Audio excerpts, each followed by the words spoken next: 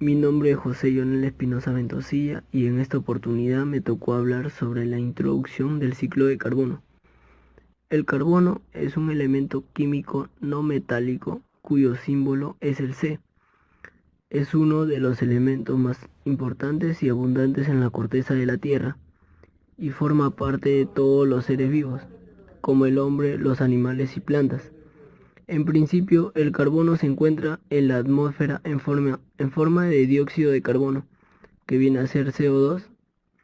El ciclo del carbono se define como un ciclo biogeoquímico por el cual se intercambia carbono entre los distintos organismos de la Tierra a través de diversas reacciones entre la biosfera, que viene a ser suma de ecosistemas, la litosfera, que viene a ser una capa sólida superficial del planeta, la hidrosfera, que viene a ser aguas bajo y sobre la superficie del planeta, y la atmósfera, que viene a ser el aire.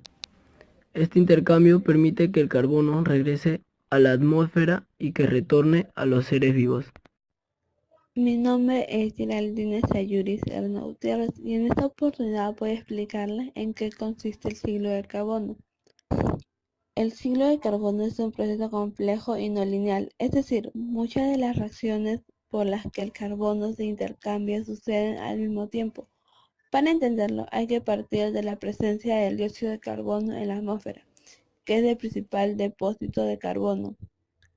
El dióxido de carbono como desecho de la respiración de los seres vivos y de otros procesos de combustión entra a la atmósfera. Algunos procesos geológicos, como las erupciones volcánicas y la emisión de gases, liberan al aire una gran cantidad de carbono, contenido como dióxido de carbono. Las plantas absorben el dióxido de carbono del aire a través de las estomas de sus hojas para realizar su proceso de fotosíntesis. Una vez que el compuesto está en su interior, el dióxido de carbono y el agua captada del suelo son sintetizados con la ayuda de la clorofila para producir azúcares. Después, las plantas sintetizan dichos azúcares en compuestos complejos de carbono en los tejidos. Una pequeña parte del dióxido de carbono regresa a la atmósfera como desecho de la respiración vegetal, otra se queda en el suelo y otra más pasa a los seres vivos que se alimentan de las plantas. Mi nombre es Michuko Casamuneira. Vamos a continuar con las explicaciones. Aquellos animales que consumen plantas ingieren también compuestos de carbono y estos se convierten en materia orgánica, es decir, carne. Al respirar exhalan dióxido de carbono como desecho del intercambio de gases. Algunos animales que consumen plantas sirven también como alimentos para otros animales que son carnívoros en este caso. Entonces el carbono también pasa por su cuerpo y es expulsado como dióxido de carbono, lo cual pasa a la atmósfera. Naturalmente, todo tipo de ser vivo tiene un tiempo de periodo de vida. Estos llegan a morir en algún momento, gracias a pequeños organismos descomponedores, como son las bacterias o como también pueden ser los hongos. Se alimentan de los cuerpos y los disuelven en partes muy pequeñas, pero estas quedan en el suelo. Al mismo tiempo liberan dióxido de carbono que pasa al ambiente.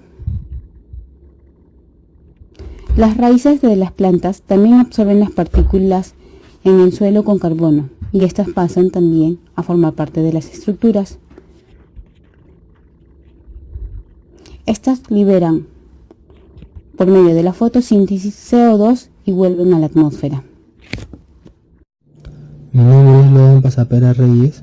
Siguiendo con la explicación del ciclo del carbono, en ocasiones la materia orgánica permanece en el suelo, sin descomponerse ni ser usada por las plantas o animales, y durante miles o millones de años permanece en la litosfera, en forma de carbón, petróleo, en el mar, en arrecifes de coral y roca caliza.